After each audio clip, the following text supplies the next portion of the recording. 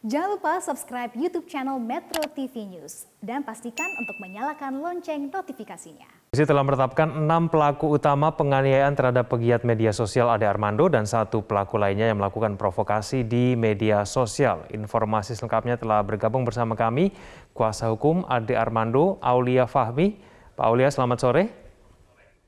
Ya, sore. Ya, baik. Pak Aulia, kondisi terakhir dari Ade Armando di rumah sakit seperti apa?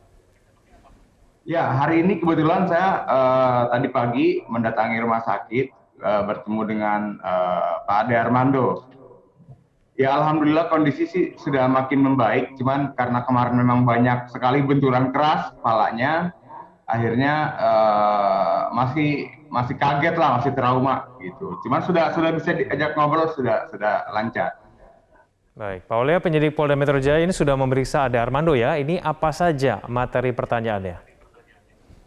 Ya, kalau mengenai pertanyaan, pastinya terkait dengan keberadaan Ade Armando berada di depan gedung DPR, terus awal mula banyak yang memprovokasi, kemudian ada yang melakukan pemukulan, seputar fakta-fakta itu, gitu. Ya. Baik. Pak Aulia, polisi ini telah menetapkan 7 tersangka ya dalam penganiayaan Ade Armando. 6 tersangka pelaku utama dan kemudian 1 tersangka yang melakukan provokasi di media sosial. Apakah menurut Anda 7 pelaku ini sudah cukup ataukah bisa bertambah dari bukti video yang beredar? Ya, informasi yang kita dapatkan kemarin itu tertangkap, sudah ada dua orang tertangkap, kemudian menyusul semalam 1 orang, yang lain itu masih dalam tahap pencarian.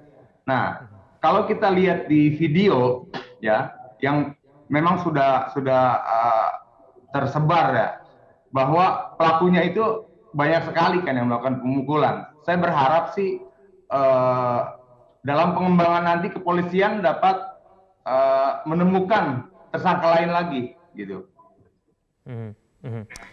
Pak Aulia, dalam video yang beredar ini ada emak-emak ya yang kita ketahui juga berteriak bernada provokatif begitu terhadap Ade Armando.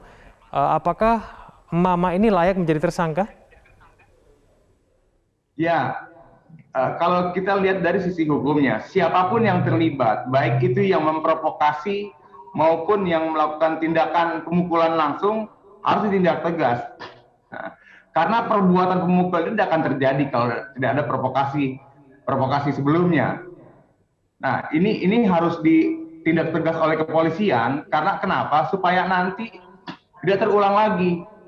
Ya, misalnya ada kelompok sedang berkerumun, kemudian menjadi legal penganiayaan ini gitu. Tapi mereka ini siapa sih, Pak Aulia? Apakah Ade Armando bisa mengenali siapa kemudian yang melakukan penganiayaan terhadap dia? Oh, kalau untuk pelaku sendiri, kita sudah pertanyakan juga ke Ade Armando. Dia memang kondisi saat itu kan ramai, gitu ya. Dia dikerumuni oleh sekian banyak orang dan dia tidak mengenali satu persatu. Gitu. Oke, mama yang bernada provokasi itu apakah diketahui profilnya ataupun identitasnya, Pak Aulia? Nah, seperti saya katakan tadi, karena ini kan di tempat yang berkerumun, satu persatu Ade Armando tidak mengenali gitu. Nah, memang dia sempat bilang saat diwawancara itu ada ibu yang memprovokasi. Pada saat awal terjadi pemukulan sempat ada ibu-ibu yang sempat pegang tangannya gitu. Saya kira ini tugas daripada kepolisian. Apakah provokator ini ikut masuk dalam delik itu? Ya, kalau memang masuk, kita harap supaya ditindak tegas juga. Pada saat itu ada Armando sedang melakukan apa sehingga kemudian emak-emak ini melakukan aksi provokatif seperti itu, Pak Aulia? Iya, jadi kan gini awalnya.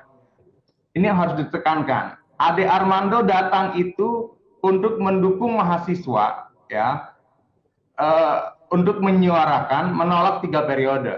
Nah, dia datang untuk memberikan dukungan. Nah, ketika dia datang di tengah-tengah aksi demo itu ada wawancara beberapa wartawan.